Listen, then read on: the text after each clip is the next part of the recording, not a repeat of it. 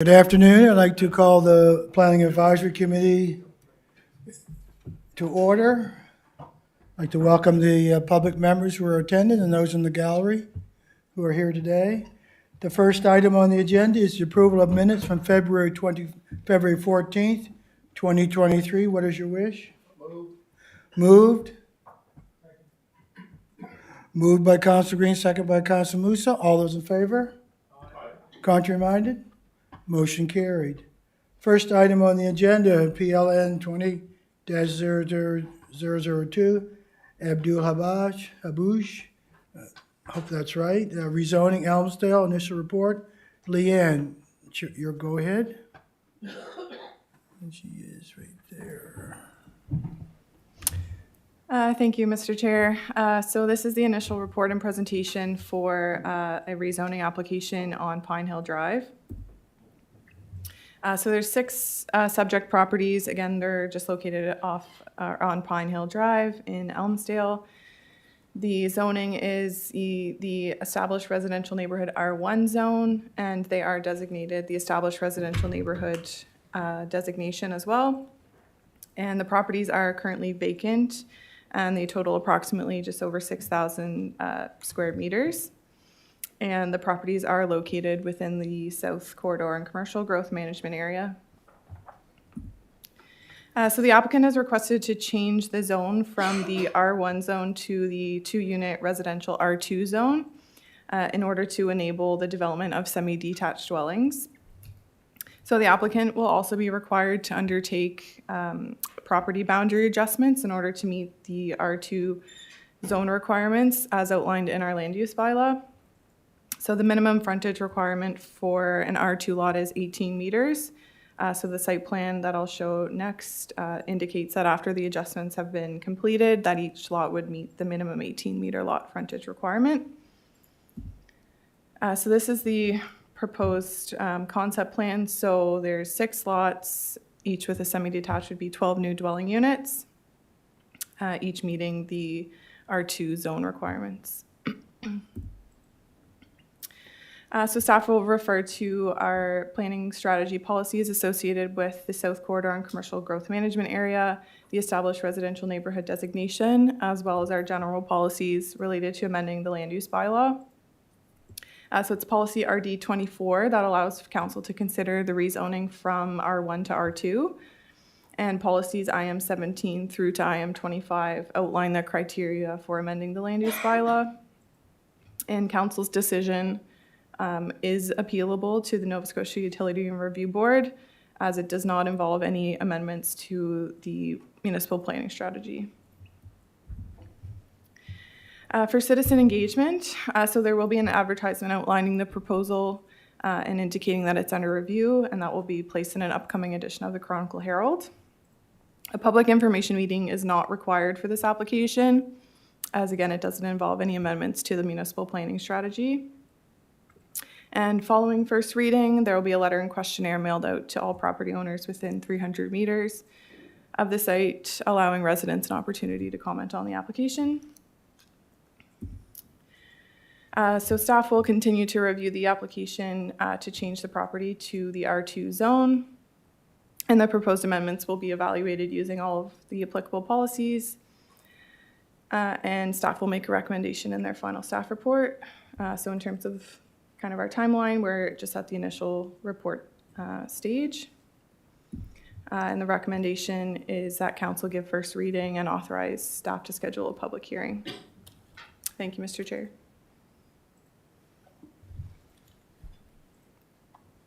Thank you, Leanne. Councilor Green. I would move the recommended motion. It's moved in second by Councilor Musa. Is there any other discussion? Question's been called. We'll go to the vote.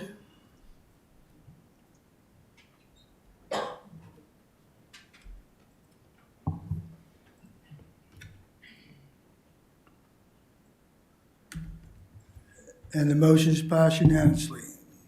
Thank you, Leanne. Staff.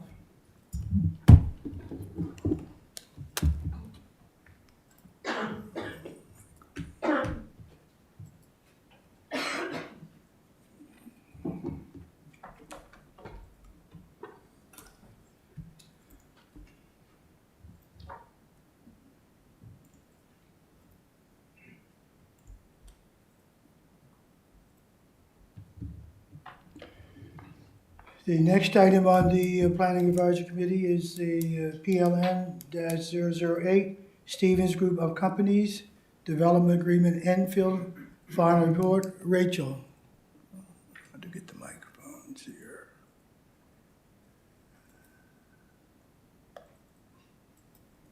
Go ahead, Rachel. Thank you, Mr. Chair. So as already mentioned, the applicant is the Stevens Group of Companies, and the application is to substantially amend an existing development agreement for an assisted living facility, and it's for a 4-story, 70-unit building. You can see the subject site outlined in red, and there was an existing dwelling located on there, but that's since been demolished. There is an existing development agreement registered on this property, the application property, and also the nursing home property. It's one development agreement for both properties, and that permitted in 2008 for the nursing home and an assisted living facility. Obviously, the nursing home was constructed, but the assisted living facility was not constructed. So the site is currently zoned 2-dwelling unit residential, which permits single and 2-unit dwellings. So the zone to the north of the application site is institutional use, which is where the nursing home is located. And as you can see on the zoning map surrounding the site, there is a mostly R2 and R1 zoning, and the R2 would be 2 units, single units is R1 zoning.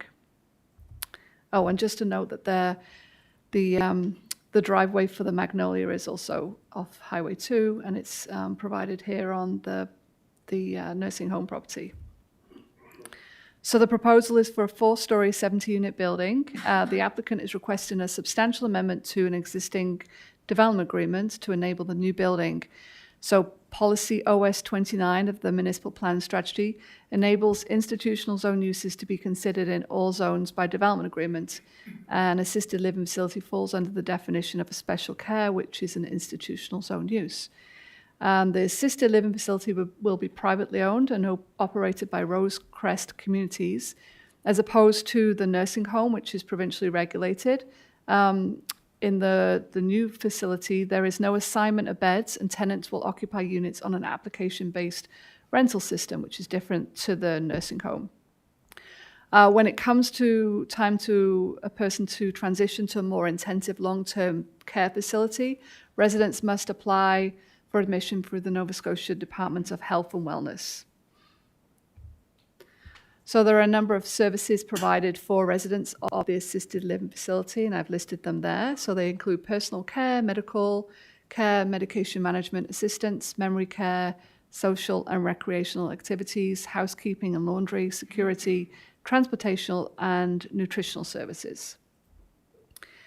And this is the site plan, and you can see, I'll just highlight the nursing home with my pointer here. And this is the proposed building here. This is the assisted living facility. The site plan includes parking for the assisted living facility here and alongside the property. And there is some substantial vegetation already on the property, and this is proposed to be retained. There's a driveway which exists right now, and that will serve both the nursing home and the long-term care facility. And I've just zoomed in a little bit so you can see the setbacks from existing properties in the area. So the closest setback is this part of the building here, and it's 26 meters to that property boundary. And again, you can see the vegetation that will be retained along that property boundary. These are renderings provided by the applicant, and also some further renderings. I know at the last Planning Advisory Committee there was some concern around this rendering here, not showing the parking area to the side, but they've provided a new one that shows that parking area alongside the side of the building. So as part of the application process, staff reached out to a number of external consultees, and comments were provided by Public Works. They had no traffic impact concerns with the proposed development, and they noted that there's an existing driveway for the property which should be removed and all traffic be routed through an upgraded entrance for the Magnolia, and that's been included on the site plan. RCMP raised some concerns about traffic in the area, However, Nova Scotia Public Works did not request a traffic impact study and did not raise traffic impact concerns related to the application. Enfield Volunteer Fire Department raised no comments or concerns. Actually, no comments were received. Municipal Department of Roads and Engineering, no specific concerns were raised by the departments, and their requirements can be dealt with at the permit stage and have been included in the draft development agreements, and those include stormwater management plan requirements, lot grading plan requirements. We'll look at service at the capacity at the time of the permit stage, but they have recently looked at wastewater and water capacity, and as it stands right now, that can accommodate the proposed development. 71 parking spaces are proposed, of which 4 will be accessible. Residents generally do not own vehicles, which the applicant has provided that information. They operate at around 2 staff per 5 residents, and at full staff plus 10, they estimate around 45 employees maximum. This would leave 26 spaces for residents and visitors, and staff consider the proposed parking is sufficient for the proposed use. So the application does not propose designated staff accommodation units. However, the applicant has indicated there may be a need for temporary accommodation when there are units available. The Minister of Municipal Affairs has actually recently mentioned that there is a shortage of housing for healthcare workers. So the draft development agreement enables temporary housing to be provided for staff at the assisted living facility should accommodation be available. So if they have a unit that is not currently occupied by a resident of the facility, that may be available for a member of staff. But that's not, the intent is not to provide staff accommodation, it's just there should they need that accommodation on a short-term basis. So we've had this building footprint overlaid onto the aerial photography so you can see its approximate location, and we've included some setbacks from property boundaries. I did some further measurements as well. So the approximate setback from the proposed building and the rear of 10 Dory Lane, which is this building here, is 96 meters. So it's 96 meters from the back portion of the building to the rear part of this building here. And this area here is going to be retained with established deciduous and coniferous trees. The approximate height of the building is 13.9 meters, and the maximum height of a dwelling in an R2 zone is 11 meters. So the proposed building is approximately 3 meters higher than is permitted as of right. So the approximate setback to the deck on the rear of 408, highway number 2, which is this building here, they have a deck on the back, and I've measured that at 37 meters, which is 121 feet. And those are approximate measurements. There is some existing mature deciduous and coniferous trees on this property boundary here, and there is a requirement in the development agreement to provide an opaque fence or wall provided between this parking area and the property boundary with the residential units along here, but also retaining the vegetation that's there right now. So I just wanted to show that there are some existing trees along the property boundaries, and I believe these are on the applicant's property here. So these are the properties on Highway 2, and the pink line just shows the property boundaries overlaid on the aerial photography.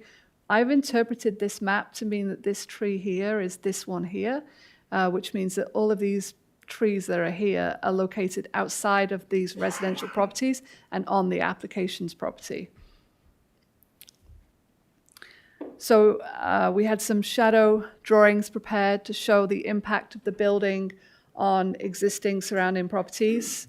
And we looked at December 21st, which is when the sun is lowest in the sky, and June the 21st, which is when it's the peak of summer or peak of the sun. So at 9 a.m. you can see the shadow just here. At 3 p.m. you can see the shadow here. And then on June the 21st, we got 6 a.m. is behind the building. And then at 6 p.m. we have the shadow in front of the building. So you can see on the existing residential buildings around the property, there isn't any significant impact from shadow from the assisted living facility. So financial considerations, a rough calculation of the financial impact has been undertaken by planning staff. There are no new roads or sidewalks required for the development, so a simple analysis of the potential tax assessment has been carried out. So assumptions have been made on these values, but based on an 8.1 million facility assessed value, that would be approximate tax of 87,480 a year. And then as of right, two two-unit buildings could be developed on the property. And based on values right now in the area for those size of properties, we estimate 19,400 approximately per year tax income. And citizen engagement, a letter and questionnaire was mailed to properties within 300 meters of the application site, and that was 140 questionnaires. 10 were returned, and responses were mostly in favor. There was one response not in favor, and I've listed all of the comments there in the presentation, but the full list of summarized comments are in the staff report. Staff have completed the review of the application for the substantial amendment to the development agreement. The proposal will not have a significant impact on neighbouring residential properties. It's located adjacent to a complementary use and will provide a much-needed housing option for those that need support services to live independently. Staff recommend that the application be approved, and also the decision to approve or not is appealable to the Utility and Review Board. And we're at the stage here, it's highlighted. The public hearing has been scheduled for next week. And the recommendation is that council approve the application. Thank you, Mr. Chair. Thank you, Rachel. Questions from council? Senator Garden Cole. Thank you, Mr. Chair, through you. So it was my understanding that this proposal was already approved, that it had been applied for in 2008. We discussed this months ago in council in one of our live stream meetings. And it hadn't expired, and this was already approved from an application in 2008, because I questioned the validity of an application that could still be valid after 13 years or 14 years. And at that time, it was approved. So it somehow, I guess, I missed something where it went to be turned into not being approved. So through you, Mr. Chair, so the application, as you're correct, there was a development agreement approved in 2008 for the nursing home and the assisted living facility. And at that time, there are time limits written into the development agreements that say, actually, I can read those time limits now, but essentially there's a limit, there's a timeline as to when the development agreement has to be entered into, a time requirement as to when a permit can be applied for, and then another time limit as to when the development has to be brought in compliance with that development agreement. So the permit for the nursing home was taken out, but the permit for the long-term care, the assisted living facility was not taken out, was not applied for. And that means that although, yes, approval was given for an assisted living facility, the time for submission or application of a permit has expired for the assisted living facility. However, in the development agreements, there is the ability to apply for an unsubstantial amendment to apply to alter those time limits. So based on that development agreement, the applicant could apply for that time limit to be adjusted through an unsubstantial amendment. So this application, if they had wanted to construct the 5-story, 50-unit building, they could have gone through an unsubstantial amendment, and that request could have been made to council to approve just that, and that would have been an unsubstantial amendment. But because they want the 4-story, 70-unit proposal, it's required to have a substantial amendment to the development agreement. Okay, so are you saying that if they wanted the original 5-story, 50-unit building, then they would have sailed right through this? No, through Ms. Chair, they would still have to apply for a non-substantial amendment, and that decision is still on council whether they want to approve or refuse that. So if that was the case, if that application came forward, you still would look at whether that is something that you would want to move forward with, looking at what policies are in your documents at that time. So say, for example, there was a major shift in policies between 2008 and 2023, then council could look at those policies and say, well, there's been a significant change to the policy, so we feel that on that basis, maybe we want to refuse the application. Or if site circumstances have changed around the site, council could refuse that application. But that unsubstantial amendment would also be appealable to the Utility and Review Board. So it's not a straight, we would like to extend those time limits and go for unsubstantial amendment. Council still gets to make that decision whether they want to approve or refuse that. Okay, so this is undoubtedly a great facility for this area. There's no doubt about it. And I'll look back and see exactly what it is that I feel like what we went through months ago, that left me with this impression that this was already a done deal. In any case, we've just spent a year and a half making changes to the MUC zoning to try and get the height of buildings down. And this is up against that zoning, right, and it goes right down to R1 when you get to the left-hand side of the MUC zoning facing the Magnolia. So if this building is sitting there, we have also, just to remind everyone, we also had an application for 4-story apartment buildings and residential residences right next to this property, abutting this property between it and Dory Lane, which we didn't even entertain. So I just want to make it clear that because this is going up, or, you know, if we approve this, I feel because it was already approved, or I thought it was, that that doesn't mean that, you know, we can keep going down the line and down the line, or I certainly hope it doesn't. You know, this is a 4-story proposed building going up in an R1 lot. If it wasn't already approved, then here it is brand new to us, when we've just lowered the height of buildings heading up the road in the other way. So, as I say, it's a great facility, definitely needed. The area right now is kind of a controversial area, so yeah, that's all I have to say for now.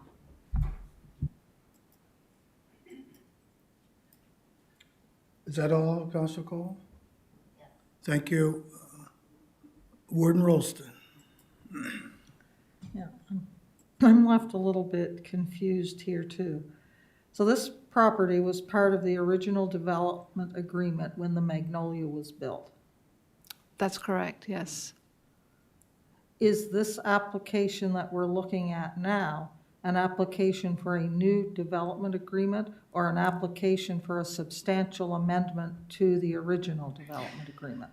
It's a substantial amendment to the original agreement. Because that's not how the text is reading. Okay. The motion even says to move to enter into a development agreement, and the development agreement is already there. And I would think before we could enter, just a matter of process, before we could enter into a new development agreement, we'd have to discharge the old one. If I could just clarify on that point, the development agreement, in the text of the development agreement, at the very end, it does say that it will discharge the original agreement. So it's written in there that would require that to be discharged, and this new one will replace the old agreement. Do we not have to discharge the agreement? We've always discharged we just did one for Withrose. We had to discharge a development agreement for them to allow them to go on and do what they want to do there. I'm just a little confused with the process. I don't ever remember having 2 simultaneous development agreements on the same property. It's a question of process, and I just want to make sure that we're getting it right. I kind of understand where Councillor Garden Cole is coming from, because everything I'm reading in the reports, it doesn't say the applicant has applied for a substantial agreement to this development agreement. Through you, Mr. Chair. So this development agreement, it is a substantial amendment to the development agreement, although it will be a new development agreement. So that's most of the Can't be tech. both.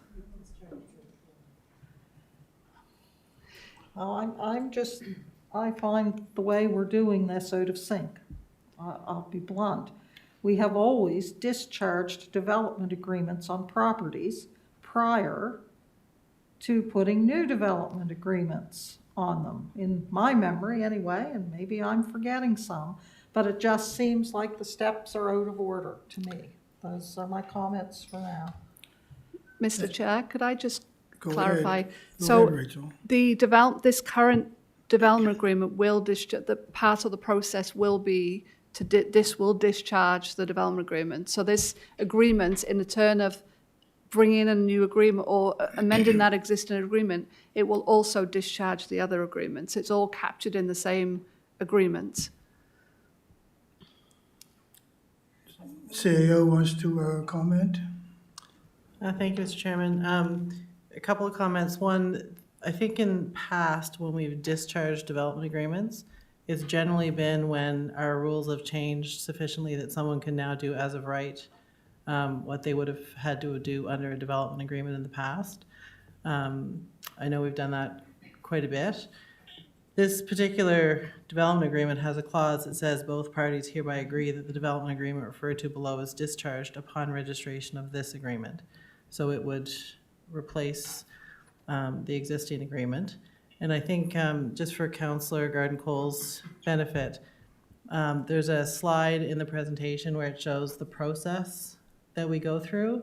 So the report that you're thinking of is the initial report where Council heard the merits of this application and decided to move forward with the planning process. So nothing was actually approved at the time except to keep moving forward through the process.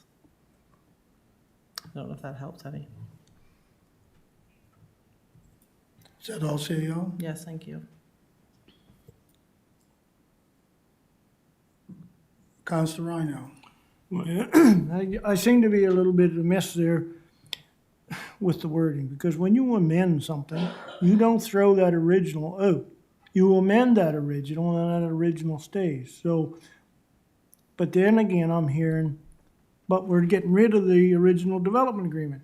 You're not. If you're amending that agreement, that's the one you're staying with, or that's my logic in this. So correct me if I'm wrong.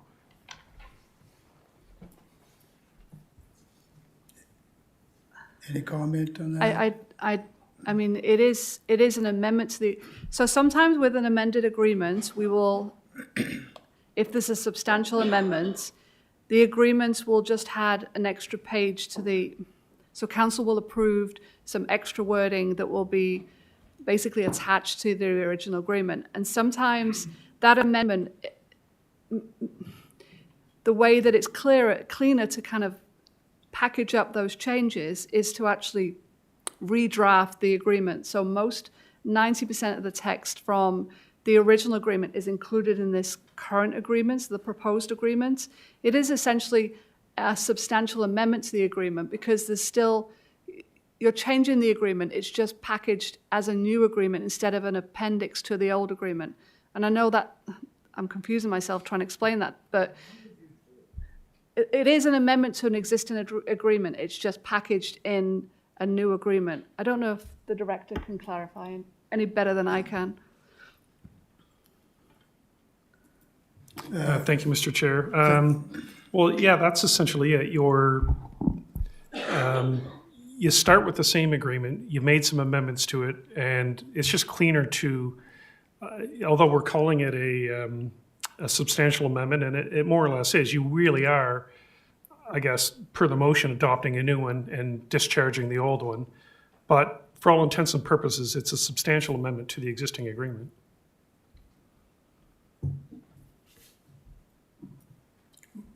Which is doable. Absolutely. Warden Rolston? not sure that people are understanding my point. I'm just concerned.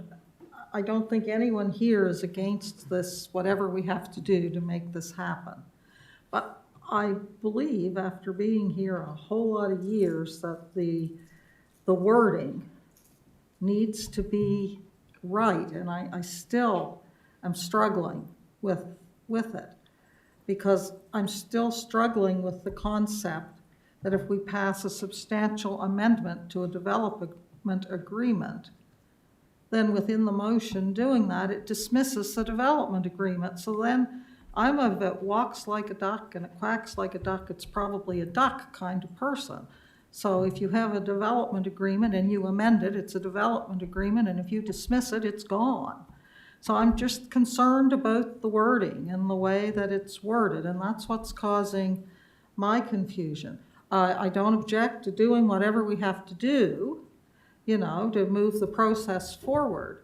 I just think there would need to be wording somewhere that said that when you dismiss this development agreement, that it is replaced by the development agreement as substantially amended, but that doesn't make sense to dismiss something and then replace it with the same thing again, if you understand where I'm coming from.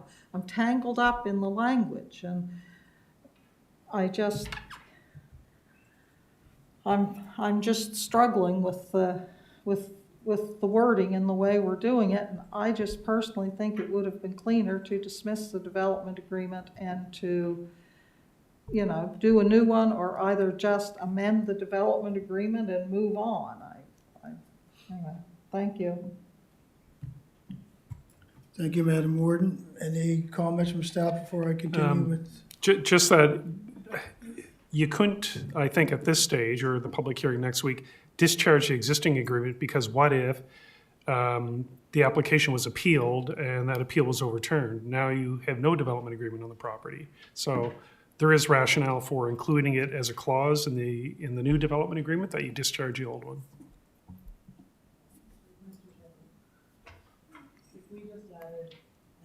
Entering into an amended development agreement, does that?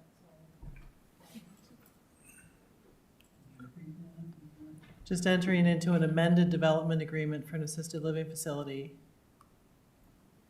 Yeah. We're going to discuss the amendment. But not until after you approve the amended. You need to amend the agreement. Is part of that amendment is to discharge the old one per the clauses of the agreement.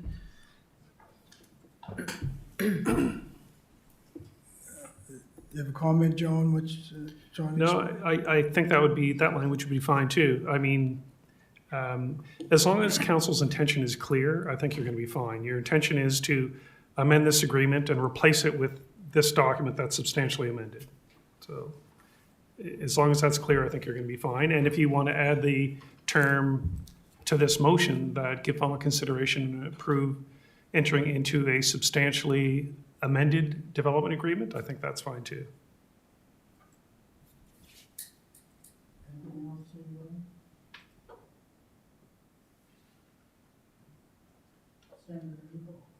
Oh.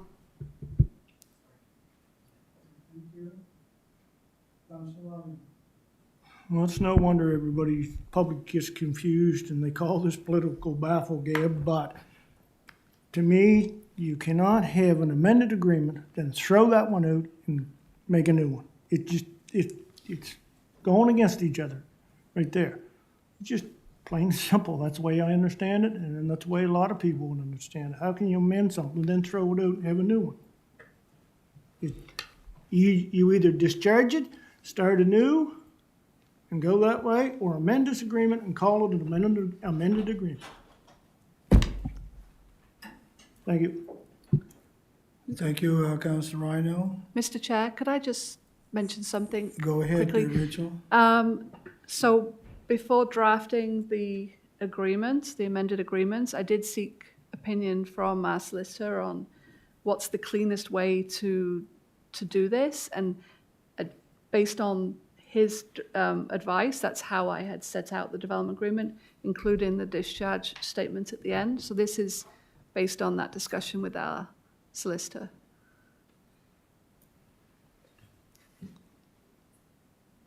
CAO wants to respond. There's actually quite a few times where we would do this type of an agreement.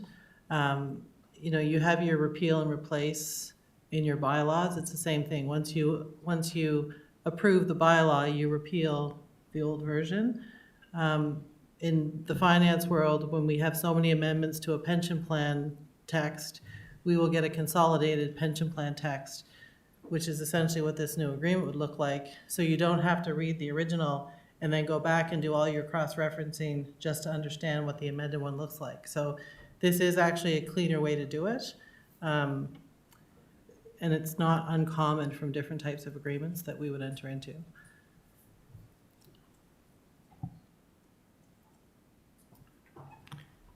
Thank you, CAO. Warden Rolston.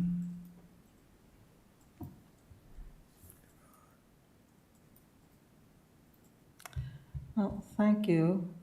I guess I would see it a little differently because this is a contract between the municipality and the developer about a specific property. And all I was concerned about was getting the language correct.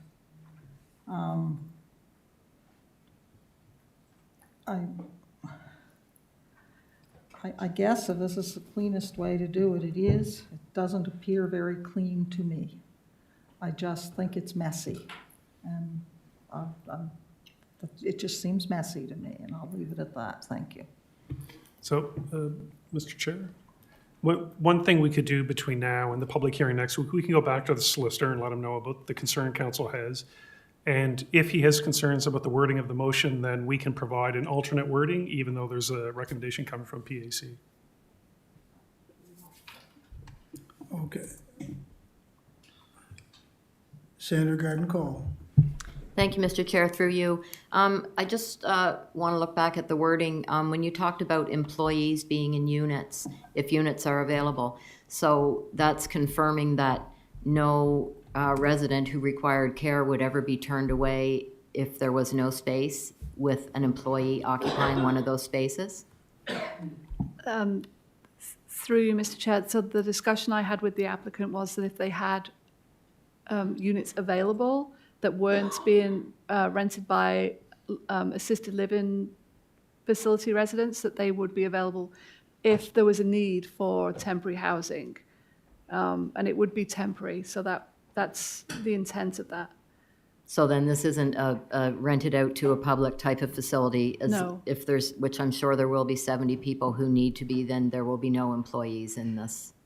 Yes, and actually on that point, I also discussed with the applicant kind of the cost benefits of not renting out to the staff. It's substantially more cost effective for the property owner to rent to an assisted living facility person than it would be to rent to a member of staff. So it's in the best interest of the facility to have those assisted living facility units available to those people. Well, putting the benefit, the financial benefit aside to the developer, I'm just looking at if this was someone wanting to rent out to employees or to anybody, this would not be being approved in that area, right? So because this is an assisted living facility, for 70 units for assisted living, that would be the reason why this would be going up. So I just wanted to make sure that it's not going to be a rental unit. No. Thank you. That's all? Thank you, Councillor. Warden Rolston. Thank you. Is there language in the development agreement, through you, is there language in the development agreement that emphasizes that any employee occupation of these units would be temporary? And is there a definition of temporary? So through you, Mr. Chair, yes, there is some language in there. It says temporary housing may be provided in the assisted living facility for staff of the assisted living facility or the nursing home. It makes it clear it's not for the general public. We don't have a definition of temporary housing. I guess that might depend on the need, if they had a member of staff that needed that temporary or accommodation, but we don't have it tightly defined what temporary is. I think once you start defining temporary and putting some limitations on there, it makes it more difficult to enforce from an enforcement perspective. That's kind of how we looked at it. I'd probably be more comfortable with some type of a definition of temporary housing and when temporary housing would be allowed, but thank you. Thank you, Madam Warden. Senator Garden Cole. Thank you, Mr. Chair, through you. As well, I think it should be defined that this would be only in the event that the facility was not, that the spaces were not filled because there was nobody to fill them. Do you know what I mean? Ultimately, we don't want 60 spaces being filled and 10 spaces being used up for rental facilities if there are 10 people out there from our municipality or beyond who could be using those spaces. So some wording to that effect to make sure that these spaces are used, as many as can be, for people who are applying, that there's nobody on a waiting list while spaces are being used for temporary employees. We can certainly look at some wording of what we could include in the development agreements. Thank you, that's it for me. John, you have a comment? That's You're fine. good? But I just- Any other comments or conversation? Councillor Hebb. Yes, Mr. Chair, I'll move the recommended motion as presented. It's moved in second. Are there any further questions or comments? Questions being called, we'll go to the vote.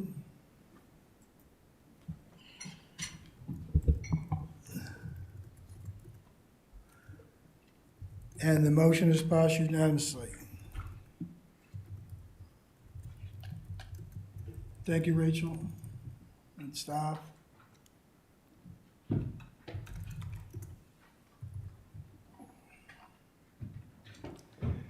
The last item in planning advisory today is a planning update, final amendments and first reading report. Debbie. Let's get back to the mic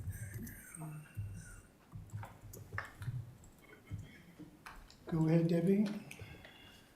Thank you, Mr. Chair. So staff presented draft planning documents to Planning Advisory Committee in September of 2022. Public consultation was held in November, and subsequent direction was given by Council in December of 22 regarding the agriculture designation and zone. Based on this consultation and council direction, as well as additional edits to deal with various errors and omissions, the planning documents have been further amended. And I will say that the details of the report have all the other proposed amendments included in the document. The Agricultural Reserve AR zone has been removed from the future planned area in response to Council Motion C-2322. Planning staff are now requesting first reading of the East Hansel Official Community Plan and authorization to schedule a public hearing. So Council has provided staff with direction on many issues, and some of those topics include the rural use north zone, proposed zone uses including residential commercial activities, campgrounds, the Fundy vulnerability study and proposed zoning, amenity space changes for the R3, MC, and R2T zones, updates to the village core zone, parking updates for Shubenacadie, Milford groundwater study and new zoning, zoning report for minor changes in the comprehensive zoned area, and many more, including the poultry for the guinea fowl requirements. Those reports are listed on our plan update webpage, so if anybody wants to go back and read those topic papers. And we've taken those council directions and included them into the planning documents. Previous reports where council has decided not to proceed with those with recommendations from staff include the rural settlement zoning in the future planned area and agricultural zoning in the future planned area. So one of the new topics that were brought up was the marine industry. So East Hants has recently had an inquiry about the development of a marina and marine-related industry in Walton. And as a result of this, staff are recommending that the following definitions and regulations are added to the land use bylaw to allow for this use to occur along the Bay of Fundy shoreline. So we've taken a look at jurisdictional scan at other municipalities that have marinas and marine service industry uses, and we've used their text and combined it to create a definition for the municipality of East Hants. So we've looked at Prospect area in Halifax, Lunenburg, town of Lunenburg, Bridgewater, Yarmouth, looked at those areas and created two definitions. And then these two uses, the marine service industry use and marina, will be permitted in the rural use north zone and the Fundy erosion and Fundy floodplain overlay zone as of right, to allow for the development in Walton. Shelter use. So the land use bylaw currently does not have a definition of shelter, and with the lack of affordable housing in Nova Scotia, there may come a point at which a shelter is required in East Hants.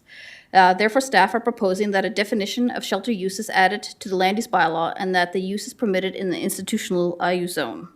Institutional use zone uses are permitted by site plan approval in all of the mixed-use zones and are permitted as of right in all of the separated commercial zones except for regional commercial where site plan approval is required.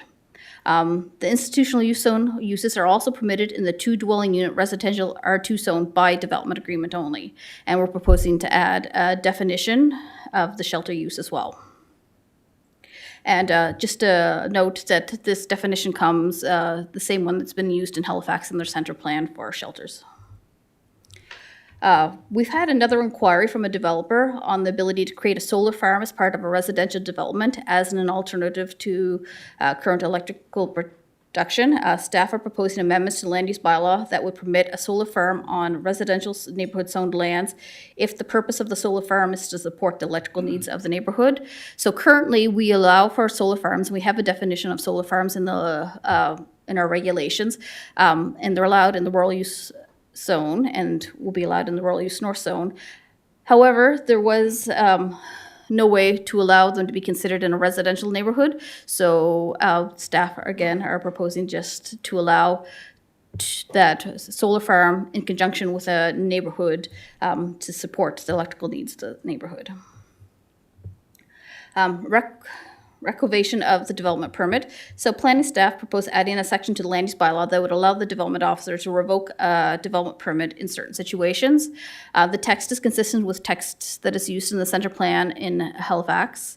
And again, this is something that we don't currently have in our documents. And as our municipality grows and develops, it could come in handy. So right now, if we have an issue with a development permit, we would either try to get the applicant in line with the development permit, or we would have to go to court if there was an issue.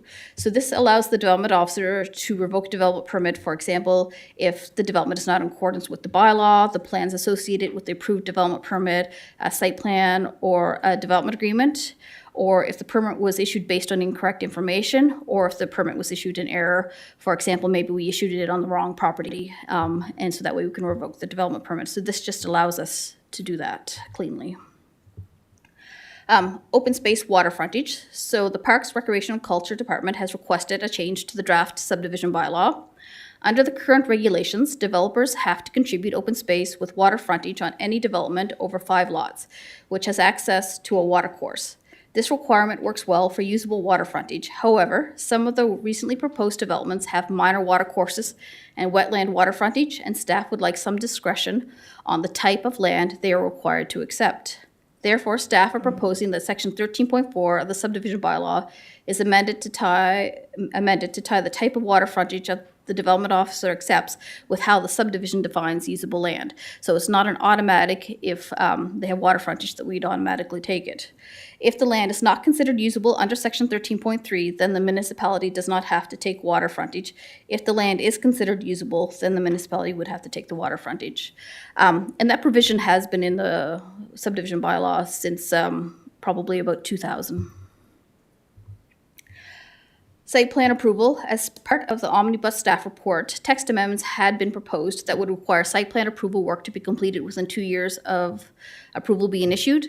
However, we spoke to the planners at the Municipal Affairs and Housing, and they've indicated that the Municipal Government Act doesn't actually allow the municipality to include time limits with the site plan regulations.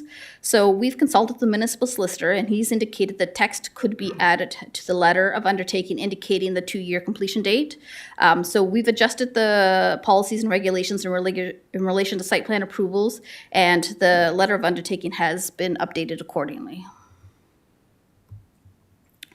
So in conclusion, planning staff have completed a second draft of the East Hansel Fisher Committee plan based on council direction, public consultation, and internal staff review. Staff are now recommending that first reading be considered. Once the draft documents have first reading, a mail out to all property owners in the future planned area will be initiated to let them know of the proposed zoning, and to all property owners in the comprehensive zoned area whose zoning is proposed to change. The letters will also contain the date, time, and location of the public hearing. And the recommendation is that first reading is given to the plan update amendments, and that staff is authorized to schedule a public hearing, and below is the recommended motion. Thank you, Mr. Chair. Thank you, Debbie. Councilor Rhino. Yes, when we went out to the public there to get their thoughts on the zoning issues, yes, the AR reserve was front and center, but also that was brought up about the erosion zone and the flood zone. You know, I've looked at this, and a lot of people have had concerns with this. You know, they may not be able to build on their land unless they secure the frontage, and you're looking at the erosion zone is over great number of years. I don't have a lot of faith in this study at all, and I really think that we should be re-looking at this before it goes out, because and I think it has consequences. You know, even if we remediate the shoreline, you know, I'm hearing that we can build in the flood, but we have to be up to a certain level. But I'm thinking along the lines of insurances. You know, we're labeling these as erosion zones and flood zones. What will that do to insurance costs for those buildings? It may make it, you know, cost prohibitive to do those. So I'd really like to take another look at those in order to try to get this right the first time. Thank you.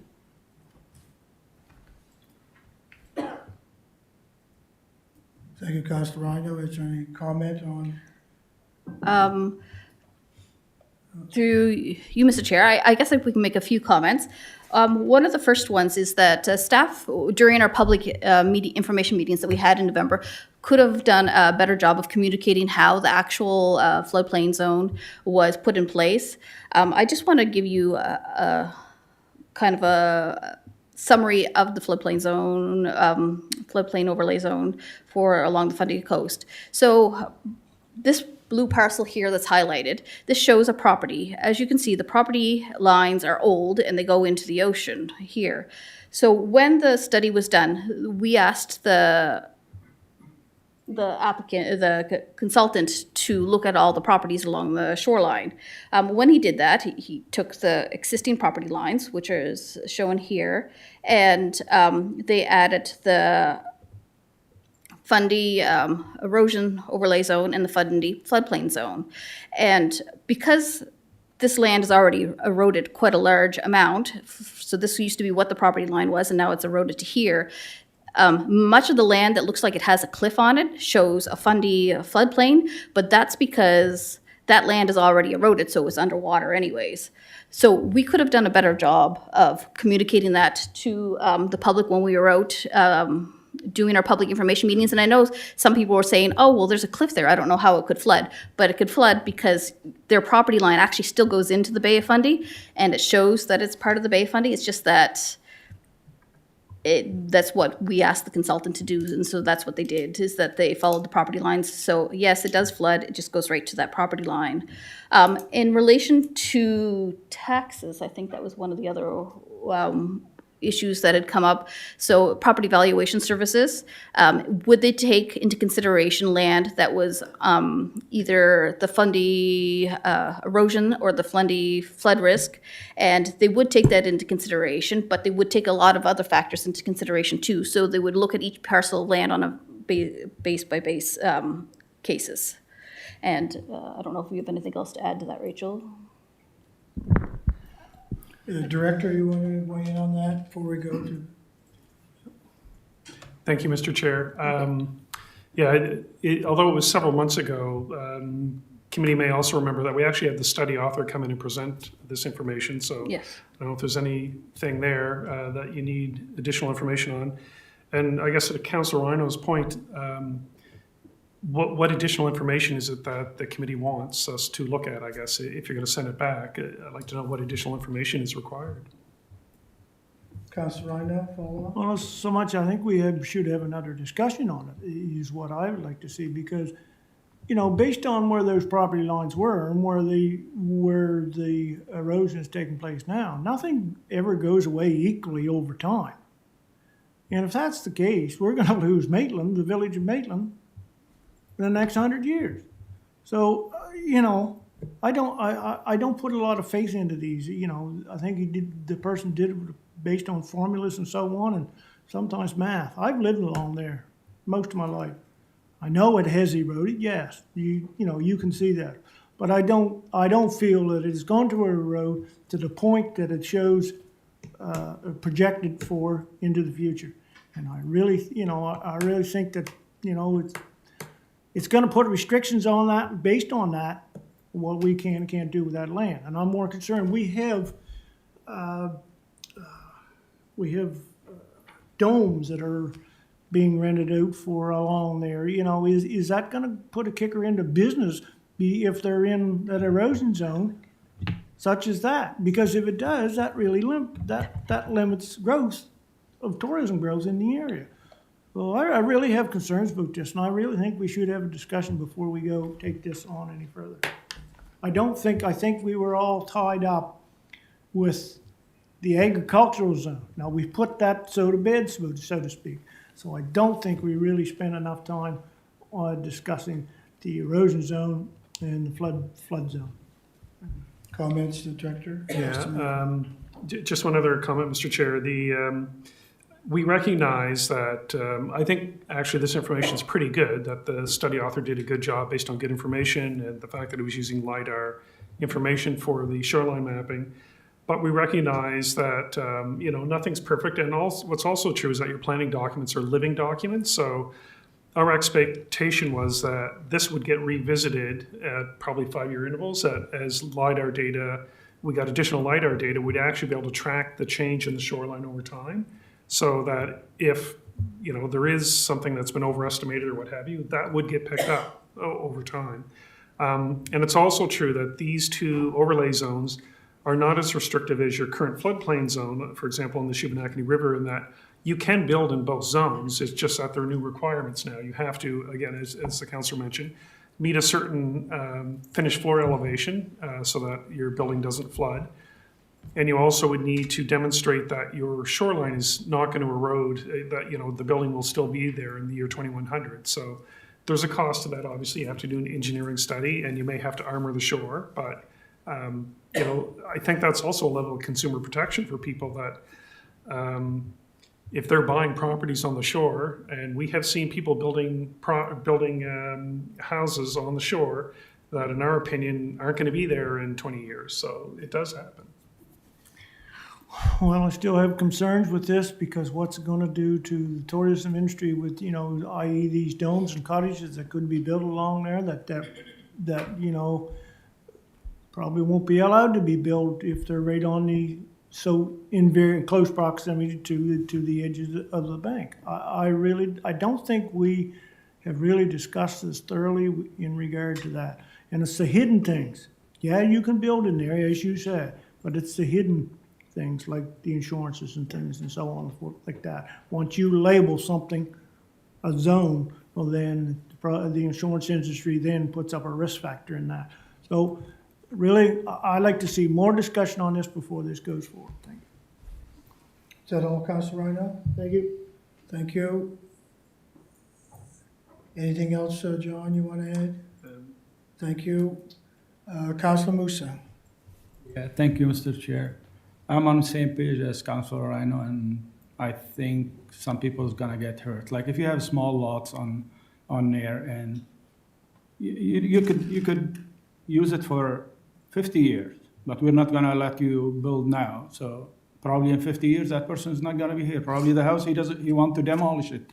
So I think there should be some, like, like we have some, if you have a small lot now on a lake, we have some layways that you can build on it and stuff. But over there, is that gonna be possible or just totally restricted? So if you have an acre and it will all fall in that zone, it's gonna be stopped automatically?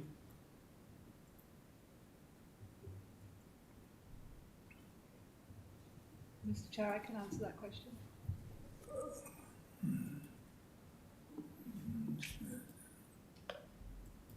Go ahead, Rachel. Thank you. So no, it doesn't stop development. There is the ability to armor the shoreline and then have a study done, as John was mentioning. So there is that ability where someone, if they were really invested in building on that property, they would still need to demonstrate that they were outside of an erosion zone. So the erosion zone projects out to 2100.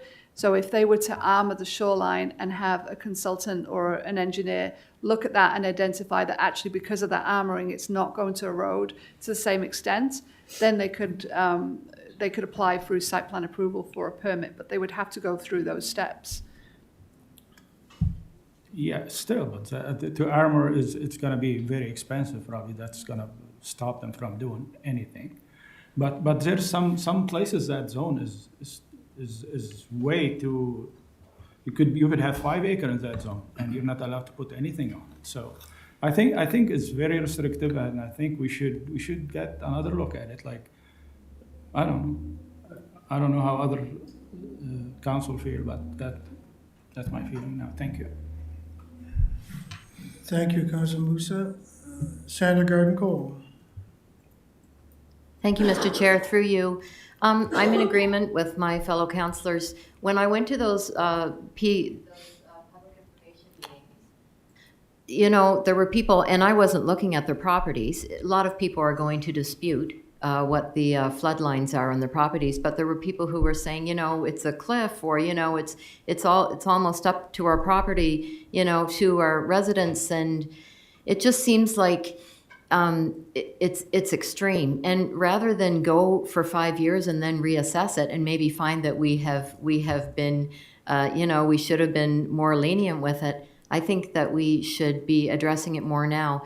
I also think that we did get really hung up on the agricultural zoning, understandably. And now, as we're looking into this one is something that we need to put a little more time in as well. I just feel like maybe the line should be more moderate in some areas, but I think we need to take another look at it. Thank you. Through you, Mr. Chair, just to kind of, the consultant that we hired to do the study is the foremost researcher in shoreline erosion and such within the province. And he's the person that people go to find this information. There's nobody more knowledgeable on the subject, I would dare say, in the province than Tim Webster. And we had him here to discuss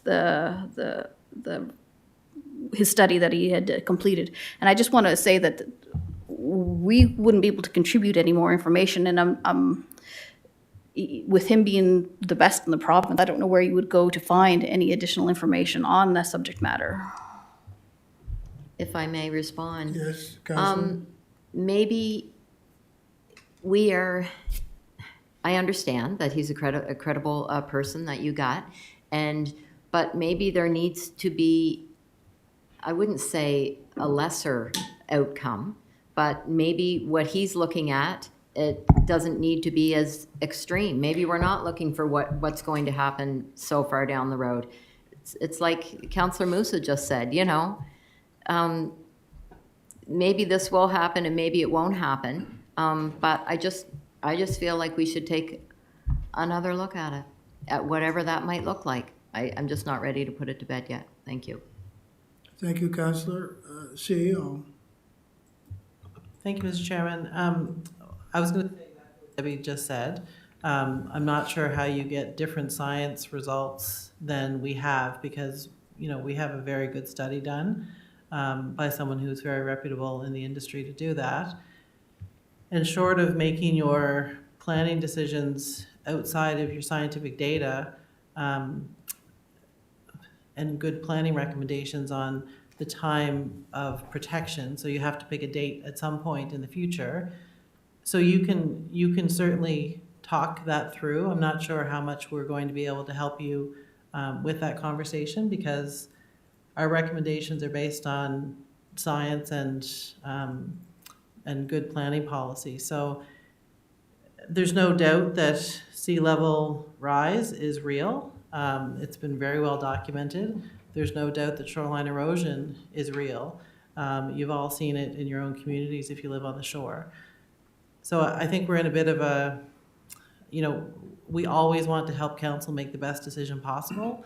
But talking about going back and doing more with this particular topic, I'm not sure where we go from here as far as making recommendations based on good data and sound policy for the protection of future generations of folks who either live on the shore now or will live on the shore in the future. Thank you. Thank you, CEO. Warden Rolston. Thank you. I have a few questions. I'm just going to comment that we were not required to do this study or include this type of zone, but we did. And I do have a bit of a concern, the same as I did when we had the Shubenacadie issue, that once we had completed the study and identified the problem, then we are at some, at least, I would be concerned that if we had this information and the public were not aware of the information, we would be at some liability for not providing that information. To have a study and sit on it because we don't like what it says is not always the smart thing to do. That's number one. Number two, I do hear the concerns, and I am going to concede that we have the best person available in this province to do this study, and this is what the study says. Having said that, it is a study. It's not, this gentleman didn't walk the coastline of East Hants 10 years ago and 20 years ago and now, and he did use the best data that he had, and that's what anyone who did a study would do. I guess before I go on, I do have a question. Am I correct when I say that the province is also investigating shoreline in Nova Scotia with a view to bringing in regulation? And is that regulation for flooding and erosion, or both, or one or the other? So I'd like to have that answered. I can First. answer that. Go ahead, Rachel. Yes, so the province they have the Coastal Protection Act, and they're currently working on regulations to bring that act into place, and that will look at coastal flooding and coastal erosion. And they are also looking at an 80-year horizon for their coastal erosion regulations, which would be similar to the timeline that the draft regulations we're discussing today are looking at. Okay, thank you. So the province is going to be doing something. Do we know if they will be bringing regulation in? My understanding is that yes, there will be some regulations regarding where buildings can be placed on properties. And whose regulation will trump whose? It's, John. okay, I'll let John answer that one.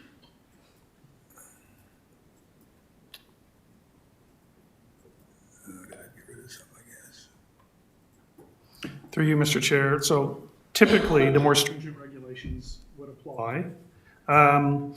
As part of our process, we've engaged with the province with the Coastal Protection Act, and we've actually requested that where a municipality has their own regulations, that they don't have to follow the Coastal Protection Act. Now, whether that'll show up in regulations yet, we don't know. And I think that would be preferable for us, because under the Coastal Protection Act, the way they're talking about it, every single property owner, if they want to do anything, is going to have an engineering study done. Well, it doesn't matter, what they're building, or if they're within that zone, and we don't know what that zone looks like yet. There's a lot of uncertainty there. And again, I think it would be better, instead of making every property owner do a study, it would be better to have a larger study done like we did and then have it applied broadly through zoning. But that's a request, and we don't know yet what's going to happen with those regs. So we do know that there is regulation coming, whether we do it or whether we don't. We do not know if ours would be more stringent or theirs would be more stringent at this time, but would it be a fair assumption that they will probably use the same types of resources that we use to get to their data? Well, through you, Mr. Chair, they're not actually going to do the detailed study like we did. They're just going to have a line on a map and says, if you're within this area, and we don't, again, know what that setback's going to be yet. I think I've heard 300 feet and other numbers. We don't know what it's going to be yet. If you're within that area, you have to do a study. And you could be, you know, at a significantly high elevation on a very solid cliff, but it doesn't matter. Everyone's got to do a study. So there could be some benefit to, but we also do not know if the province is going to agree to let our study stand in place of our residents having to do a study on every property. We don't know that. That's correct. Okay. It gets very complicated. So my next question is, we had this study prepared, and the study looked out to the year 2100. That's correct, yeah. Were there other points identified in this study? Mr. Chair, I can answer that question. Just trying to get to your mic. Go ahead, Rachel. There were 2 points that we asked them to look at. I'd have to refer to the report. One was 2100. It's the wrong report. It's okay, I've got it here.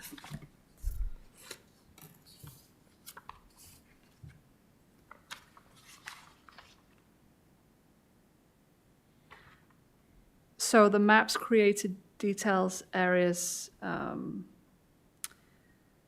the coastal erosion areas was 2050 and one was 2100. Well, I'm wondering if there's room for a little bit of a compromise here, which still keeps us doing our zoning and hopefully being able to mitigate something the province might do, which would cost our residents individually a lot of money down the road. I've heard it said that we would be reviewing this every 4 or 5 years or something, and we would be looking at the shoreline at those times. And I wonder, rather than throwing the baby out with the bathwater, so to speak, if we could look at the line where it would be projected to be in 2050 as opposed to 2100. Because if I were building something on the shore, I'd like to have a little assurance. Well, how old well, my son would probably like to have a little assurance that it would still be there in 2050. So I just wonder if that could be a compromise, that our zoning not project out to 2100, but to 2050. And then there's an ability to monitor the data going forward. And it can still be rolled back if it wouldn't be nearly as aggressive as the line that's there now. There would still be the ability if in 5 years we said, oh, you know, it shouldn't be that much, it could be, or if it was mold. You see what I mean? There would be ability to monitor it, and the planning document is a living document to going down the road. Councils, long after I'm gone, will probably be discussing things like this. So I just would like, you know, I don't know if the director has anything to say on that.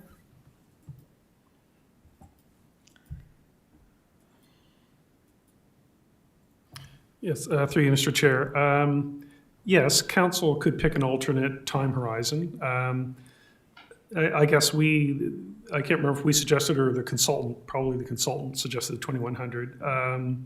It just seemed like an appropriate time horizon for permanent structures. I mean, a house is not a 25-year project, it's a 100-year project generally. So that's why we went with that, longer time horizon. And so the idea that with the updated LiDAR every 5 years would be to maintain that time horizon of, well, I guess it's less than 80 years now if it's 2100. 77 years, I guess we're at now. But we would maintain a long time horizon, but adjust the zone based on that new information if it needed to be adjusted. Is that all, Madam Warden? Counselor Rhino? Yes, I'm not here to debate erosion. We all know that's happening. I'm not at all. My problem is with the projection. As the warden has stated, that projection is too far out. And what I base my information on is the people that have lived along that shore, that are elderly and have known that river for a long time. And they've seen erosion. I base my facts on those because they're likely to repeat themselves, the people that live along there. Yes, I'm not taking it away from the educational aspect of this gentleman or lady who's done that study. But I think that study is far too out. And, you know, I'd rather see a shorter time frame, review something maybe after 5-10 years. That will allow something to take place on those lands, right? And even if we wanted to build cottages somewhere on those lands close to the edge, maybe we could discuss to have them on something that could be movable cottages instead of foundation cottages.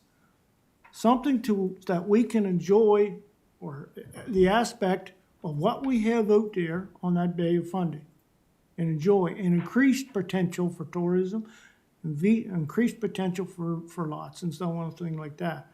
But, you know, I feel we're too restrictive going with this right off the get-go. Let's cut her back some, and then look at it from a time, and build in, so we can use those edges are not right on the edge, but in a good vicinity, cottages or whatever that can be moved if the erosion follows the way it's projected to. So those are my thoughts. Thank you, Counselor Rhino. Counselor Tingley? Yeah, I don't know where you draw the line on this as far as how far in from the shoreline or the timelines, but I don't think you can go with people living in an area for a long time and knowing the area. You talk to the people in Port aux Basques, or their information is helpful, but you talk to the people in Port aux Basques or in PEI or in Newfoundland or various parts of Nova Scotia whose houses got dragged into the ocean in the last year. I'll tell you what insurance thinks about it. They don't pay for it. That's what they think about it. And they know that it happens. But it has been increasing at a rapid speed, more rapidly than it has in past decades. At least that's the reports that I'm hearing through insurance. Government does end up contributing some towards these losses for people that build too close to the shoreline, but it ends up being a large loss for the people that own those properties and a large loss for the government and people overall. Look, I'm just a counselor. I don't know where to draw the line, but I certainly would follow the advice of planners and scientists on this point. That's all I got to say. Thank you, Counselor Tingley. Sandra Garden Call. Thank you, Mr. Chair, through you. Surprisingly, some of this floodplain is surprisingly far from the shoreline, actually. I think that's some people's objection. So we did a study of 2100 and also 2050? Or we decided on the 2100 and didn't do the 2050?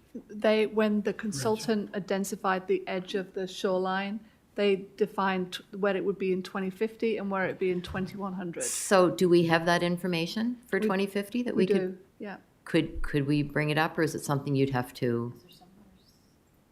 I don't think it's on Azure. It's not. I don't know where it's stored. It's kind of Understood. yeah. I definitely support looking at the 2050 view. Thank you. A question through the staff, would you have it available for the public hearing if that goes that far? We can have that information available. Yeah. Thank you. Counselor McPhee? Thank you, Mr. Chair. Yes, people are hung up on the dates here. 2050 is 27 years out. That's not very far. I drive cars that are older than that. So that's not very far out. 2100's only 77 years up the road. Long time for me. I won't be there. But we should be thinking in the future, that's not even 100 years. Things have changed a lot in the last 100. Now, this situation has occurred in other parts of the world. In England, there's a village, I wish I could think of the name, which county it's in. I'm thinking maybe West Sussex, but I'm not sure. But anyway, the first picture was of a barn and a farmhouse built quite close to the shore. Then they showed where that farmhouse and barn was 20 years ago. It was a kilometer inland. And you see all the stuff, the streets, the buildings that have completely disappeared in that 20 years. They didn't expect it either. So 27 years from now, I expect that shore will change a lot. And the reason that it's nice to have the old people and what they remember and how much the shore has changed, well, their memories are a little faulty on how far the shore's changed. They certainly aren't going to be able to see the future of what the shore is going to change. But with the way the climate is changing, ocean currents are changing, and we're dealing with the Bay of Fundy, the Minas Shore, there's going to be a massive loss of land. So I think we'd be wise to look out to at least 2100. And just one more anecdote, up on the Northumberland shore, friends of mine had bought a cottage back in the late 80s, I think it was. They were the second row in. Everything in front of them is gone now. There's about a 50-foot bank, yes, a big high bank, with a big set of stairs down to a beach. That's all gone. The houses or the cottages in front of them are gone. And there's a big stone wall out there where a guy did protect his land, or he thought he was going to protect his land, and now it's just a pile of stone out in the Northumberland Strait a piece. So I think we should look more than 27 years out. Be aware that this is changing a lot more than it did in the past. Thank you. Thank you, Councilor McPhee. Just a minute. Go ahead, Debbie. Through you, Mr. Chair, just to give you an antidote, our building officials right now are working on an application for somebody who built a small cottage a number of years ago, not too long ago, and they've lost a huge amount of shoreline recently, and they're now applying to have that cottage moved back from the shoreline, and they're in a race against time because I've saw the pictures, and it's pretty close to that edge, and if we get another large storm, they might not have a chance to move it back. Thank you, Debbie. Councilor Musa. Do you want Rachel? Go ahead. Thank you. Mr. Chair, I wanted to say I misspoke when I said we'd have that information for the public hearing, the 2050 line. I think if council want that information to make their decision, it needs to be before the public hearing. So we can get that information to you probably this week, I think. So before council. Yeah, before council. So you have that before you move forward. I think if that was at the public hearing, you've already decided to give first reading to documents, and it's more difficult to kind of step back and make changes to the maps. So that'll be a report that's posted? We can provide that to you before council meeting. Okay, thank you for that. Councilor Musa. Thank you, Mr. Chair. So I have two things to talk about. So when you send the letter to the resident that their zone is going to be changed, and if we give first reading, they're out of luck. They cannot do anything about it, right? Like if they want to, if you say, like why are we sending those letters anymore if we want to do the first reading? Because they cannot do anything after that. Rachel just said we cannot do changes after first reading. Sorry, through Mr. Chair, I think if you wanted to change your maps, if that's something that you want to consider, it's the public hearing, you should consider it before that point. I think the letters that go out would be to let the residents know the date and the details of the public hearing, but also give them information on what zone is proposed to their property. So that would be done after first reading. Oh, so we can still, after first reading, we can do changes? Just a minute, Debbie. Go ahead, Debbie. Through you, Mr. Chair. So in a situation such as that, I know during past plan reviews, we've had people show up at the public hearing and say, oh, my property shouldn't be zoned R1, it should be zoned R2 or something like that for one-off properties. But if somebody comes to a public hearing and says that my property shouldn't be zoned, the flood risk or the erosion zones, we wouldn't look at it as a one-off property. You have to look at that as a continual coast, and you'd want to evaluate that initially. So, as Rachel said, get that information before you go to first reading. Yeah, so Yeah. that's but- why I'm asking. Yeah, Because but what we would do is we would send out that information, and if council determined at the public hearing that they weren't going to pass if for some reason they decided that they weren't going to pass the regulations or whatever, and send staff back to review something at the public hearing, they could do that as well, and then tell us to organize a second public hearing. Because you'd want to have consistency along that coast. You wouldn't take one property out of the Fundy flood risk or Fundy erosion zone, because it wouldn't make logical no, I'm sense to talking do about the something. thousands of letters about like everyone's zoning is gonna change, and we said in earlier meeting that we're gonna give them chance to reply and stuff. So if we do first reading, we have to stop everything to be able to change anything.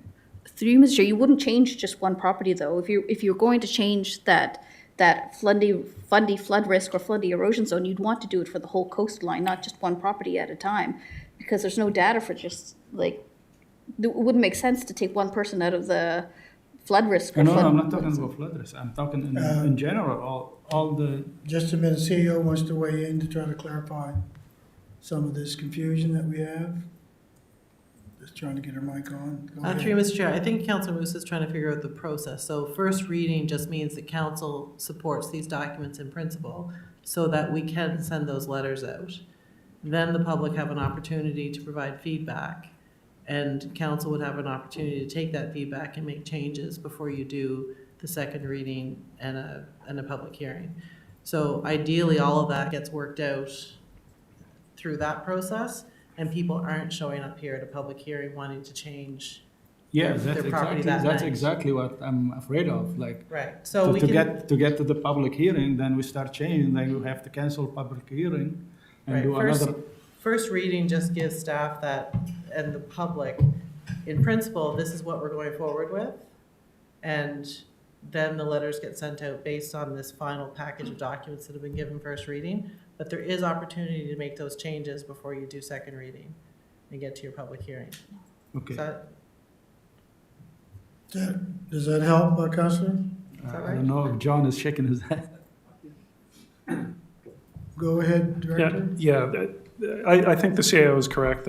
So generally, the rule of thumb is once you've given first reading to something, for example, if council was considering rezoning two properties, and then at the public hearing, they heard something about one of them, they could decide not to rezone one of them and rezone one of them, so they could make that decision. This is a little bit different because all these properties in the unplanned area have no zoning right now, so there's a proposal to do something. But it's a plan review, so there's definitely the scope to modify the package of amendments that you're putting forward from first to second reading. So if you hear stuff at the public hearing or leading up to the public hearing that changes your mind about some of those regulations going forward, you still have the discretion, I think, you couldn't, make wholesale changes to come up with a completely different document, but you still have some discretion to, change some of those things between first and second reading. We still. And one more thing about the shore area. Is there any compromise that we could do that, with the new construction now you could drill post in the ground and build a house and probably move it in 25 years, 30 years. Is there any possible thing that we could discuss about that? Like removable homes, like I know Councilor Rhino mentions that, but I think people should have something, like instead of say, no, give them something they could do, probably enjoy their property for 20 years, 25 years, and if they decide to move it, they could move it. So I don't know. I don't know how to do it. As Councilor Tingley said, there's no line you could draw, but I feel some people is gonna get hurt from that, and some people are not. So I don't know if we can discuss something like that, or I have no idea. Is that all, Councilor Musa? Yes, thank you. Staff want to comment on that last? So, Go ahead, John. through you, Mr. Chair, so, I mean, non-permanent structures, like RVs, you can locate on these properties, so you can use these properties for that sort of thing. I don't think we have any, one of the challenges would be the building code. Buildings have to be anchored to the ground. So, you can't just have it on skids or something. It would actually have to be anchored to the ground somehow. Yeah. Just a minute. Go ahead, couldn't hear you, Councilor. Oh, sorry. Yeah, I have a friend, like, I don't know, I've never seen it before, but they drill posts into the rocks and stuff, and they put their house on them, and they build it, and it could be removable. So I don't know if something like that could be done over there. I don't know. So, Mr. Chair, I guess if committee wants us to explore that, then I would make that a motion and we'll look at that before we get to first reading. Or I'm not sure we'll have it complete by then, but we'll look at it. Anything else, Councilor Musa? Oh, thank you. Public member? Councilor Rhino. Thank you, Mr. Chair. First off, I do respect the comments of all the councillors here, but for me, when it comes down to a man that has education and just studies from a piece of paper compared to people that have lived along this shore that are for all their life, and they do have their faculties, you know where I'm going. Anyway, after having said that, this discussion here is proof to me that we need a further discussion at planning committee again next month. It's just proof, because look what we're all going around and around. And I do not see the urgency on going to a public meeting right now until we come to some conclusion. We come back and let's examine the 2050 and the 2100. Let's examine what we can do that we may be able to do with new construction technologies, that we may be able to place something there but move it in the future. I think we really need to have that extra meeting in here, or whatever it takes to try to get this right, instead of proceeding to the public meeting with we're not all on the same page. And like I said, this is proof that we need still another discussion in planning meeting on an executive day to deal with something like this. Thank you. Thank you, Councilor Rhino. Is there a date through to staff that the public hearing might be scheduled? Do you, Mr. Chair, I apologize. What was the question? Do you have a date going forward when you would want to schedule a public hearing? Through you, Mr. Chair, we were looking at having the public hearing in May if we were given first reading today. Would that give ample time to clarify some of their concerns? To you, Mr. Chair, I think, the director can correct me if I'm wrong, that we would want to have these issues ironed out before we had first reading of the documents. Through you, Mr. Chair, I mean, if council is considering making some major changes to the package, then it would be better to come back next month and have that longer discussion, I guess, if you wanted to do that. And then we would just push the public hearing out another month. So we could just use this as information, this report, and move forward? To you, Mr. Chair, that's correct. But if if Planning Advisory Committee and council's going to send us back, I would ask for detailed direction on what you want staff to do. We're not going to be able to provide you with any other science on the issue. You've had the consultant's report, and he's the person we would refer to. So I guess we'd need to know for sure what it is that you're looking for from us. Okay, I'll finish off with the people that want to speak. Public Member Balcom. Yes, thank you. Through you to staff, by going with the 2050 study instead of the 2100 study for the flood risk, does that not kind of guarantee that the province would reject the application to be exempt from their future flood zones? Maybe. I'll maybe try that. I had a lot of discussion with the province. It's more likely that they wouldn't accept it just because they're also using a 2100-year timeline. So that's a good point. Anything else? Nope. Thank you. Public Member Balcom. Warden Rolston, you're the last to speak according to my sheet. Well, thank you. I think through you to committee, I think we're at a decision point here. We have a recommended motion in front of us based on all the discussion we had up until today. We either make that motion and move forward, or we do not make that motion and we give staff instruction to bring definitive information to us, and we have to know what that information is. From my hearing thus far, the only information that they have that they could bring to us currently is what the 2050 line would look like. We have the ability to get that. Beyond that, what we want them to do would have to be clarified. And I'm going to say something that I know, because none of us like erosion, none of us like the idea that a lot of the land along our shore is disappearing, doesn't mean that it doesn't happen. And I look myself where my cottage is in Knoll, and I drive in the road, and there are the big boulders that block the road off that used to go out to the wharf. And I can see the remains of some burnt timbers out there where the wharf used to be. And I can tell you, they're a way further out there from the shore than they were when I was much younger.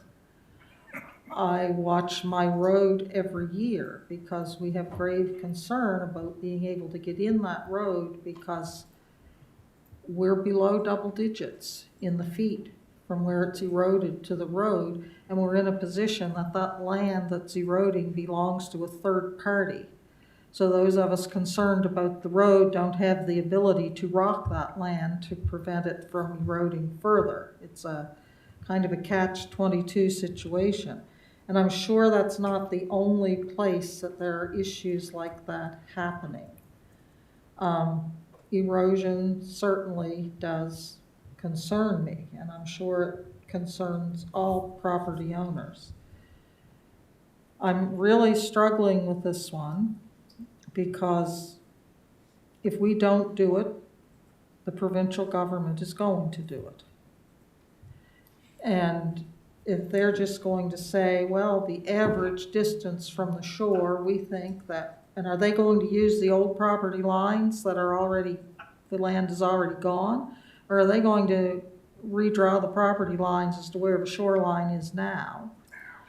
And if they just stick so many 100 feet from there along the whole shore, wow, if we think this looks bad. And so I am struggling with the idea. And I also struggle, and it's my brain, I struggle with legal liability. And I struggle with liability of knowing information and deciding not to act on it because we don't like the information that we know. And we talk about perhaps allowing movable cottages. Well,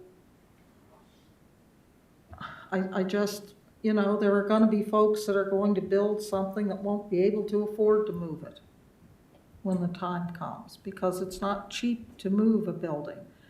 And whether you're going to allow septic fields in that land that's projected, it opens a whole other lot of discussion. So I think we're at the stage where one of two things has to happen. Someone has to move this motion and we see where it goes, or someone has to move an alternate motion to do something different and see where it goes. But we can talk in circles around and around here for hours, and we're not accomplishing anything, and we're not really enlightening staff anymore as to exactly what we're looking for from them, because They can't make erosion go away. And so I guess the decision point for us is, do we want to try and regulate what happens near the shore through zoning? Or do we wish to step back and wash our hands of it and say, let's wait and see and let the province do it? And that's kind of where I see it at this point in time. And as I just want to clarify, even in the current shoreline erosion zone, people would still be allowed to set up a park model travel trailer, that type of thing? Through you, Mr. Chair, we've set it up so that they can have the RV on the lot, and RV would include a park model in the definition. And do we have any regulations on any sewage disposal, things like that? I don't believe so. Rachel's just checking.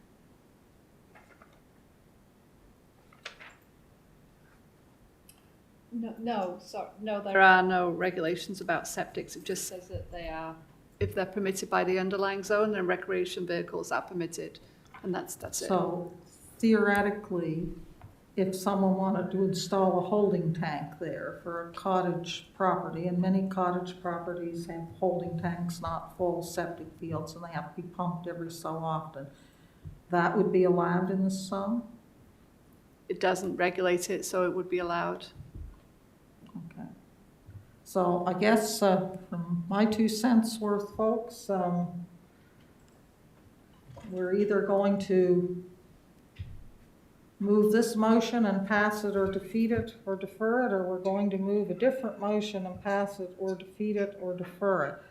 And I understand where staff are coming from when they tell me that they don't have any new information to offer us. We have to be specific. The only new information they could supply would be the 2050 line. And as having listened to Councillor McPhee, I cast my mind back over the years, having visited the shore, and been quite a lot of change in 27 years. But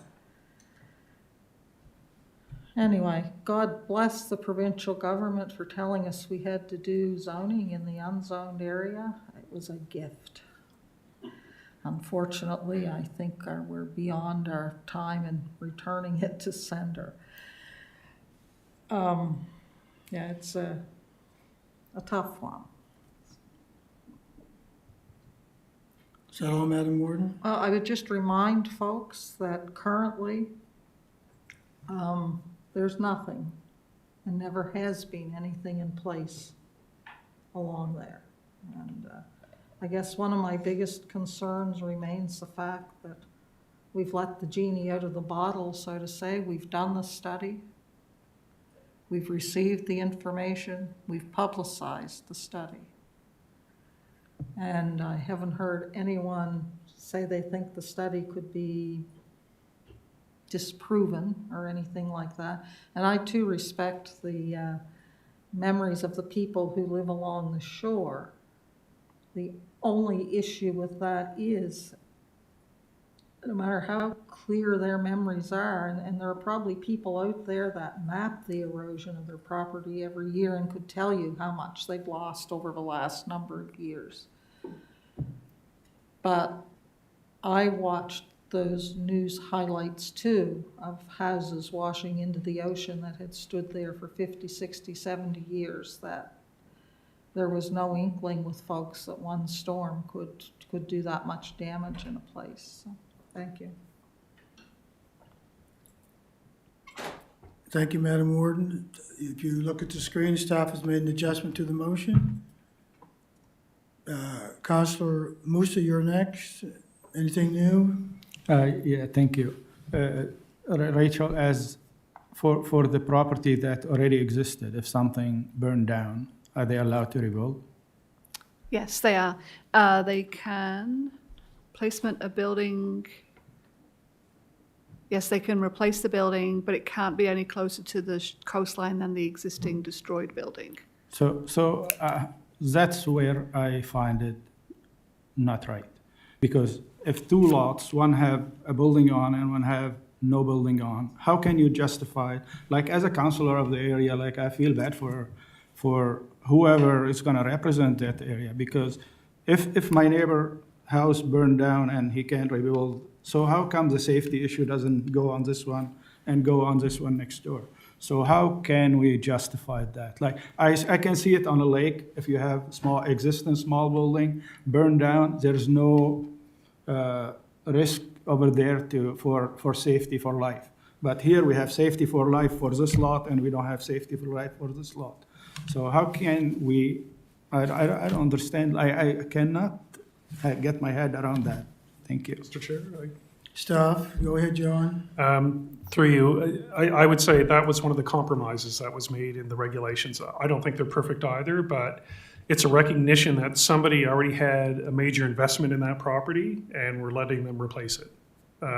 But you're right, it's still in that area and it's still vulnerable. It's just a recognition that they've already had a house there. So you're saying that a house is a investment and a piece of land is not an investment? I don't agree, because some people might have $1 million and they have a house for 500, and some people might have nothing and have a land for $30,000. Okay, you cannot judge by the house or about the investment. I think my land is my investment, my house is my investment, and not everybody have the same investment power to do it. So I think we need to sit down and talk about it more and find something that everybody can agree on. I don't know. Thank you. Thank you, Councilor Musa.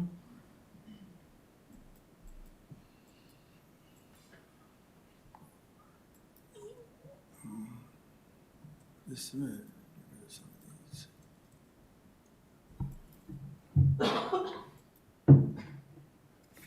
Go ahead, Debbie. Thank you, Mr. Chair. Just in reference to Councillor Musa's comment, the same sort of thing happens with non-conforming uses. For example, in the Shubenacadie floodplain, if a house was to burn down in that floodplain, we would allow that house to be rebuilt because it's considered a non-conforming use. The same thing if you had a business where you're not supposed to have a business and the business burned down, it would be allowed to go back because it's considered a non-conforming use. Thank you. Councilor Rhino.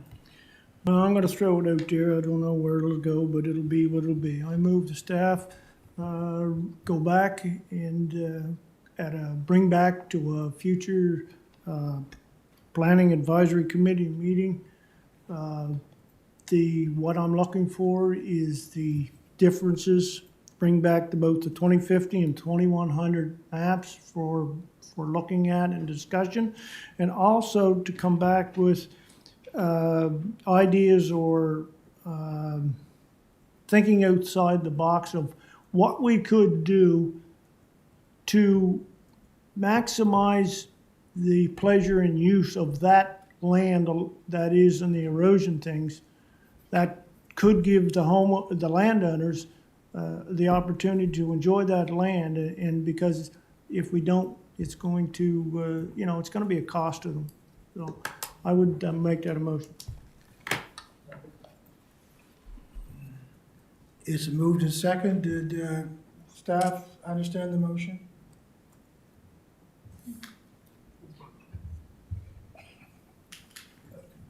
Councilor Rhino, would you repeat your motion again? Holy moly. Recording secretary, I move that staff go back to create another report to bring back at a future Planning Advisory Committee the items with issues around the erosion and floodplain zone, which show the maps, and bring back the maps for discussion, show the 2050 and 2100 scenarios, and to bring a look at options that we could use that would allow the homeowners or the landowners to enjoy their land in a foreseeable future without for the foreseeable future. I so move. Staff, understand the motion?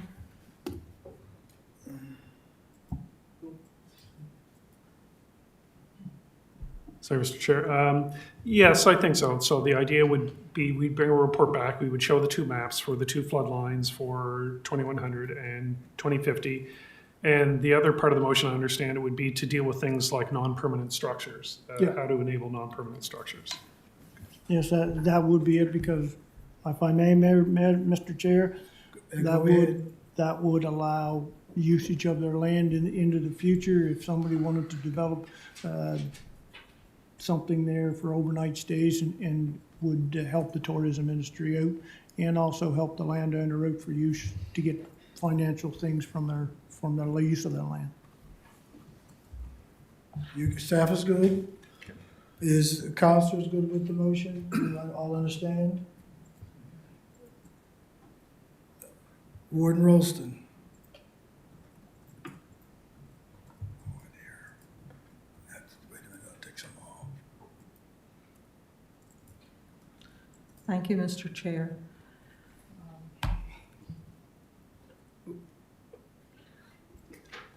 Thank you. Well, through you to committee members and staff, I'm very pleased to hear that staff is clear, because that was going to be my question. I wasn't clear on just what it was we wanted staff to think of to do with this land while it's still there. So I'm going to support the motion simply because I've heard enough discussion today, and I've heard it on both sides. I'm not sure if this motion in front of us had been put to the vote today, that it might not have passed. It would, and it might have passed, it might not. I think it would have been relatively close. So I do think it's worthwhile to have that discussion that's been requested. I'm not sure yet where I'll be when we get the information, once I have a look at that 2050 line and that 2100 line, and I now, and that's partly because I now have the visions in my head of those houses in Port aux Basques in the ocean not very long ago. So I do think that as uncomfortable as it makes it, and as reluctant as we are to infringe on people's property rights, we do have a certain amount of responsibility that if we're going to establish regulation, to do it right. So I will be, looking forward with interest to the report and make a decision on how I'm going to lean, I guess, once that is provided. Thank you. Thank you, Madam Warden. What is the procedure now that we have a motion on the screen? Can we? Okay. Question's been called on the motion on the floor from Councilor Rhino. The seconder?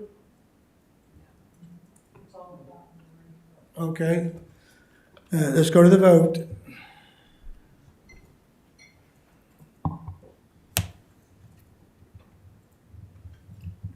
And the motion is passed unanimously.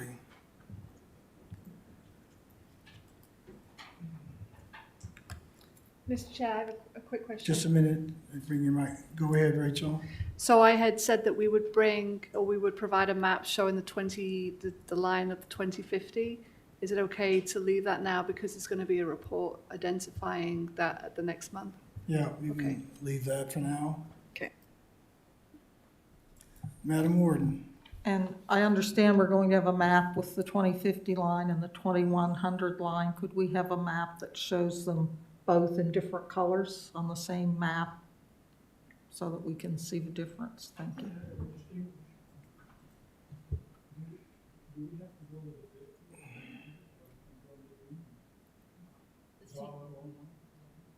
That's what. Nobody pressed. Just go ahead, Debbie. Through you, Mr. Chair, the data that we have is based on the 2050 and the 2100. So we don't have data for the in-between sections. So that was what the consultant did. I think he showed us something, he moved the line.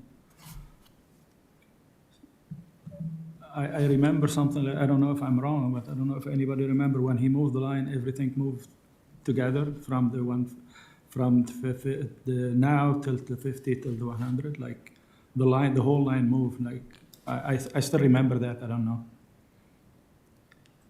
I don't know if I'm right or my memory is failing me. Oh, I don't know. Hopefully that'll be in the report. Thank you. How to get back to. No.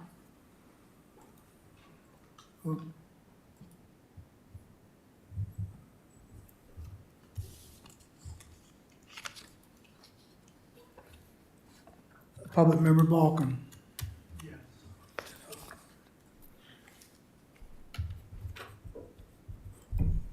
Through you to staff, could we also get Oh, shoot. Sorry. an update on where the province stands on their shoreline at that time, please? Thank you. I move we adjourn for break. I want to thank you, staff, for hanging in there for the session. It was a nice one, and hopefully the council's got all their questions answered and as you move forward. Motion to adjourn? All those in favor? And we're scheduled for a break, so we're back at 3:35.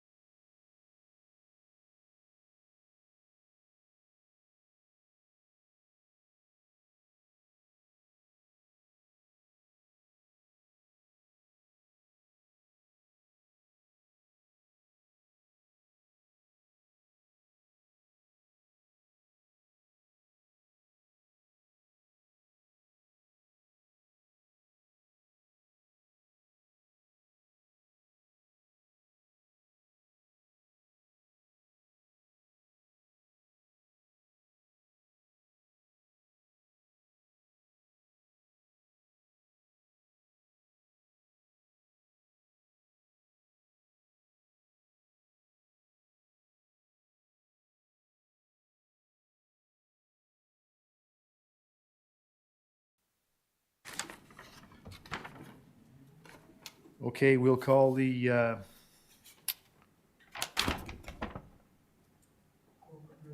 corporate and residential meeting to order. The first thing is an in-camera legal issue with the CAO, so we'll go in camera. I move we go in camera to discuss a legal issue and go over the CAO priorities. Second? Second. All in favor?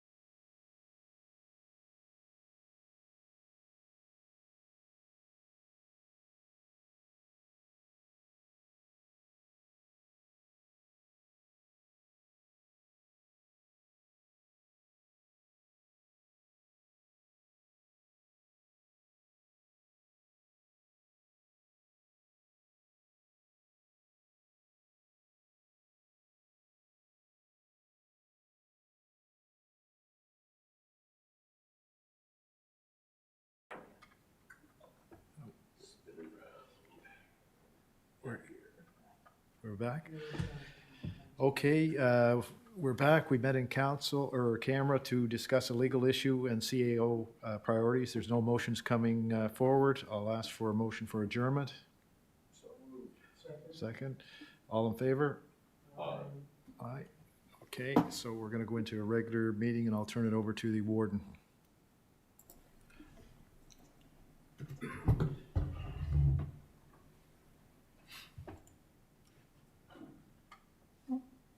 Same recording, we're good to go?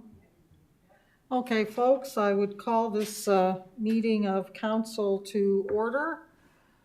We have one item of business this afternoon. I will turn it over to Councillor Tingley for his report for corporate and residential services. It's on the screen too. Can we make it bigger?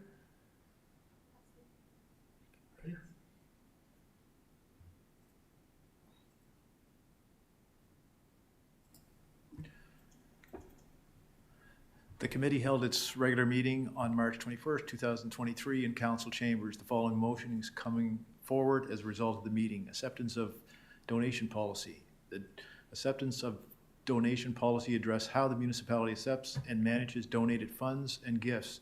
The policy update only requires housekeeping changes with one proposed amendment to increase the size of the donation eligible for tax receipt. The Corporate and Residential Services Committee recommends to council that council give notice of intent to approve the acceptance of donation policy with the caveat that a tax receipt be given for donations starting at $20 as attached to the Executive Committee agenda dated March 21st, 2023.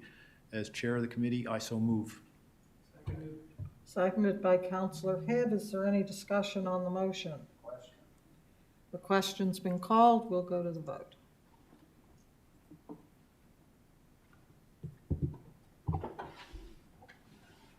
And the motion is passed unanimously. Back to you,